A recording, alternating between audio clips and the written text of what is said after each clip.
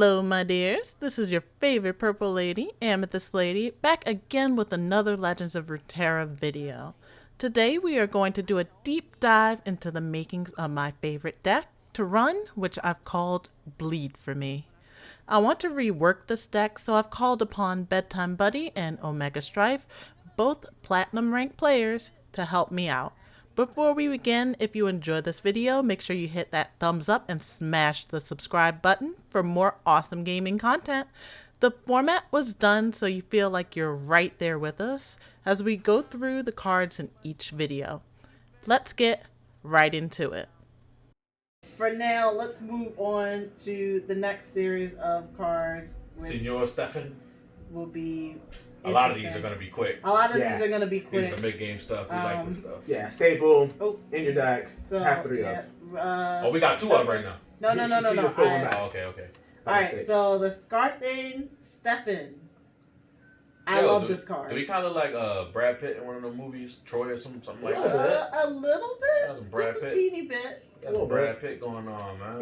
Yeah. He looks, you know what I mean? He plays the part. He looks the part.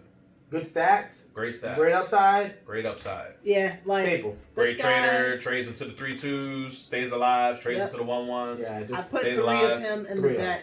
It's been running wonderfully. He's done so much for me. So yeah. I am happy. I'm definitely happy with keeping. Yeah, I got nothing to say. Easy 3-0. Easy 3-0. Right. You don't mind dropping him on 3, on 5, on 7. Yeah, great. Don't matter when you drop him. He's just good. He's good. Mm-hmm. Next, Take Heart. Yeah. This has been so good for me.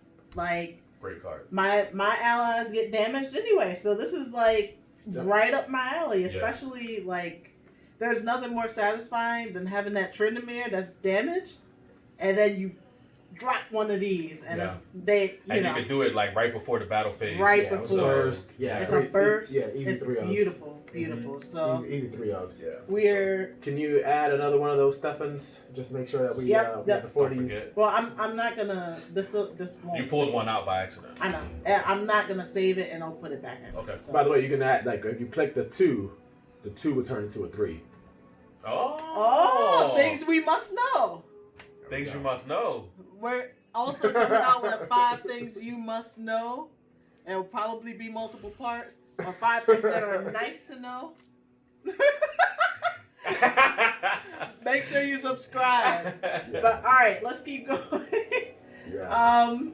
Okay, so Avalanche.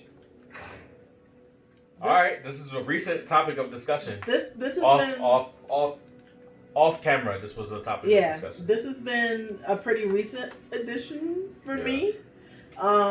I do like dealing 2 to all units. I feel like it makes the opponent sweat, and it also procs my people. So it's very nice. It's even. But as if you've been following my stuff, you know I love Tryndamere. Tryndamere has 2 health and he hasn't died yet. I do this, and all is well again. Or even if he has taken any damage, drop him with a Take Heart, keep the party going. So I really do like this card. I have 2 in there in the deck for now. Probably will add a 3rd. We got to see how things shake up. But for now, I've been happy with this. I've been happy with this card for sure. Okay. I think with Freljord, I think this is an easy 3 drop with the meta game that we're facing, whether it's fighters or elusives that are dropping the 3/2s or the 2/1s or the 1/1s or whatever the case may be. This card is almost never clunk. If you're dropping a 0/3, a 2/4, a 2/3, usually the units in this deck type have pretty good HP bars, where even if you're using this when you have a 2/3 on the board, an 0/3 or 2/4, they survive the damage. They get extra benefits. And you also stop the opponent from with their 3/2, with their 2/1s, with whatever the case may be. You block all of that. This card has almost never been clunk.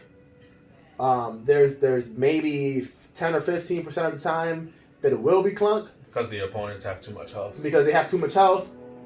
In which we still got Death Lotus because to cover that. Death Lotus to cover the extra damage. Yeah. If it comes to that, because they've been empowering their units with extra cards, that means that if you use Avalanche and a Death Lotus and you try to use 2 cards for 2 cards, it's still a good trade. If you use 2 cards for 3 cards, advantageous. If you just use the Avalanche to kill 2 units, you're winning in terms of card value. I think this card is so strong. I think that's the reason why only Freljord has a card that deals more than 1 damage to the board.